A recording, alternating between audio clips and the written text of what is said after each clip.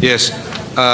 Sa tanong na bagong binuo na Sharia courts court po. na tatlo, Opo, tatlo pong district tsaka 12 circuit po. 30 district. Tatlo po. Tatlo pong district, opo. sorry. Tsaka 12 circuit po. So ang nakalagay sa budget ay 2 lamang Opo, dalawa lang. sa halip na 3. Tama? Okay. Bakit po nabawasan po? Total 220. So for the third, kailangan natin ng around 200 million po. Additional.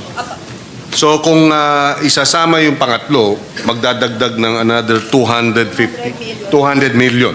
Kailangan po ng 200 milyon. So para tatlo ang Para tatlo, opo. Napakahalaga po kasi na maisagawa po kung ano yung nasasaad sa batas. At hinihingi po natin sa ating pong chairman ng finance na mapagbigyan din po ang mga kapatid niyo pong Muslim na bigyan po ng 200 milyon na budget po ang ating Supreme Court para po maisagawa na po ang batas pong isinulong ni Senator Mig Zubiri. Yes, we will appeal to the chairman of the committee to try and figure out where we can get the additional 200 million so that the 3 rather than 2 Sharia courts can now be open for appointment. Opo. Opo, alam niyo po kasi sa ngayon po, ang mga kapatid niyo pong Muslim ay nasa iba't ibang lugar na po ng Pilipinas. Katunayan, basta may palengke po dyan, meron po dyan mga Muslim na Maranao, meron pong Tausug dyan, may Yakan po dyan. Napakalaking bagay po kapag ito pong batas na ito ay maisagawa na po natin. Opo, at nandito naman po yung ating chairman. Chairman, 200 million po. Sinabi po ng ating majority leader na nakausap po niya si Chairman Win at si Chairman Win ay nagsabing okay at ngayon nag-oo si Chairman Win doon sa halagang 200 milyon. Opo, maraming salamat po patungkol dyan. At meron din po uling pinirmahan ang ating pong Pangulo. Pero hindi pa po nagagawa po ang IRR nito. Ito naman po yung digitalization. Kapipirma lang po niya ito noong September. Pero baka po sa 2027 budget na po ito. Opo. Sa ibang tanong naman po, kamusta po yung personnel po ng sa Sharia Court? Dati po kasi nagkakaroon ng problema, suliranin, dahil sa batas po, sa konstitusyon at doon po sa BOL, nakalagay po doon, kailangan sila po ay Sharia lawyer at the same time sila po ay membro ng bar. Opo, gusto ko lamang pong malaman kung kamusta po yung mga nag-a-apply po ng ating mga judges po.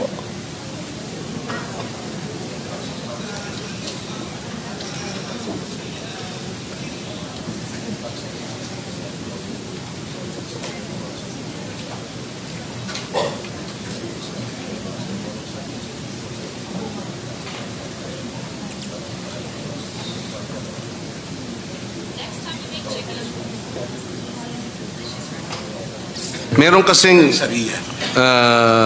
mga batas na nag-create ng Sharia courts na ang requirement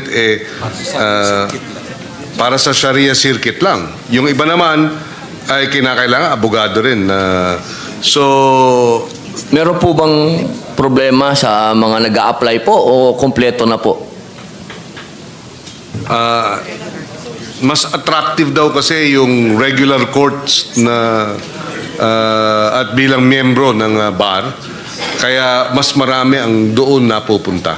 Okay po. So wala pong problema na sa mga nag-apply po? Wala namang problema na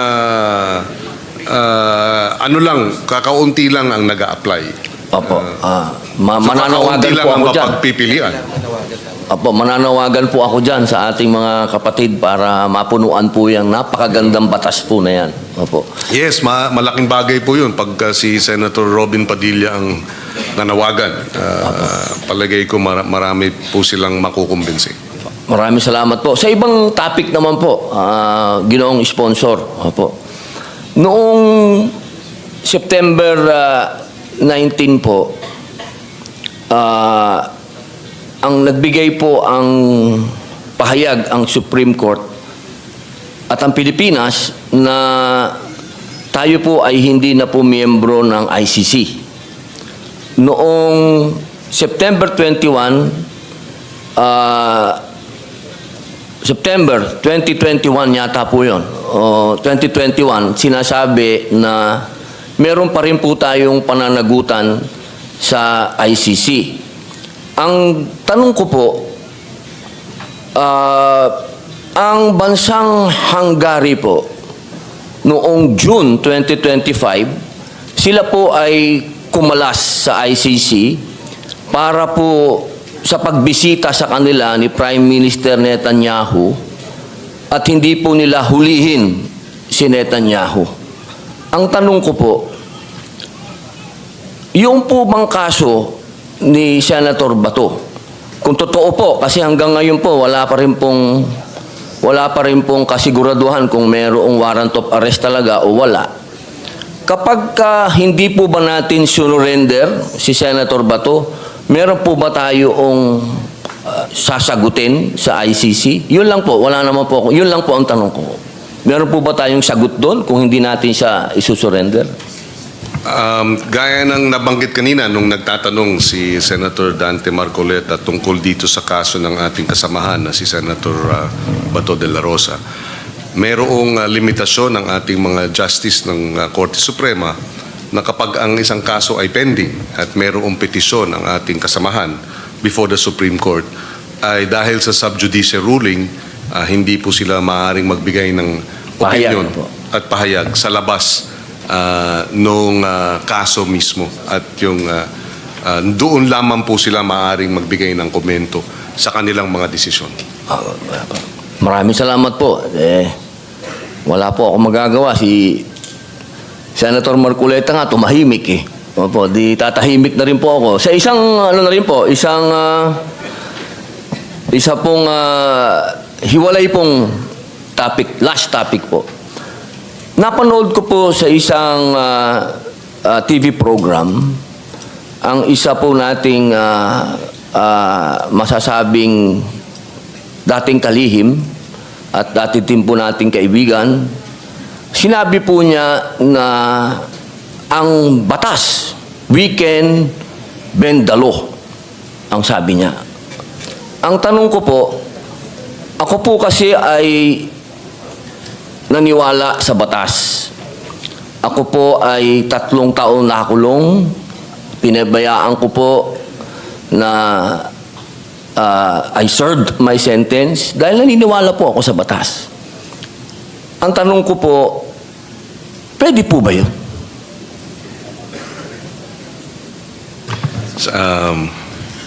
Well, merong kasabihan na Latin maxim na dura lex, sed lex. Di ba? The law may be harsh, but it is the law. Ibig sabihin, masakit man, di ba? Ang sinasabi ng batas, yan ang batas. At kung akong tatanungin, hindi maaring baluktutin. Kasi Ben, baluktot. Opo. Kasi yun po yung napanood ko sa TV na pwede daw pong baluktutin na parang ruler. Opo. So, ang sa aking opinion, hindi maaaring baluktutin ang batas. Ngayon, maaaring baka ang interpretasyon nila ay hindi naman nating, we are not breaking the law, we are only bending it. Pero gaya nga ng nasasabi ng napakarami, pag may 2 o 3 abogado sa isang kwarto, 3, 4 o 5 o 6 ang opinion sa isang usapin. So yun po. May kanya-kanyang opinion ng ating mga abogado. But of course, sa huling banda, ang final arbiter nga ng lahat ng interpretasyon ng batas ay ang ating mga korte. Opo. Sa mataas pong hukuman, hindi po. Hindi po pwede. Well, ako na lang po ang sasagot.